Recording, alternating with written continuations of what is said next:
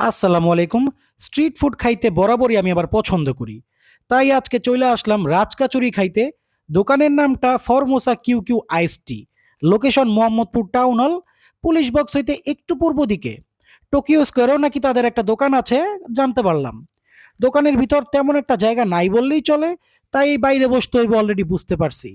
রাজকাচুরি নামটা শুনলেই কিন্তু কেমন জানি একটা রাজকীয় ভাব চলে আসে। তাই চিন্তা করলাম একটু দেখা যাক কিভাবে তৈরি করে তারা এই রাজকীয় নামধারী রাজকাচুরি। তাদের কাছে অনুমতি চাইলাম একটু ভিডিও করার, যে কিভাবে তারা এটা বানায় একটু দেখব।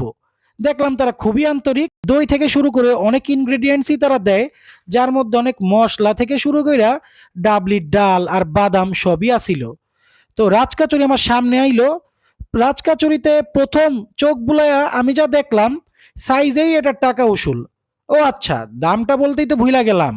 দোকানের মধ্যে বৈশা খাইলে 140 টাকা, আর পার্সেল নিলে 160 টাকা। প্রথম যখন মুখে দিবেন, আমি গ্যারান্টি সহকারে বলতে পারি দইয়ের মিষ্টি আর সসের হালকা টক মিষ্টির একটা ফ্লেভার আপনার মুখে কড়াভাবে আঘাত করবই করব।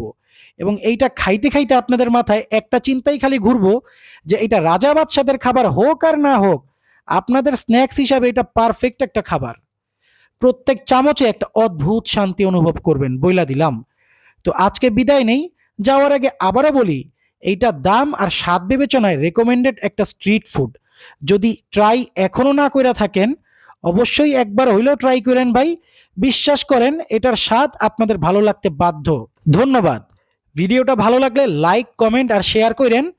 আর ফলো দিয়া পাশে থাকেন। আল্লাহ হাফেজ।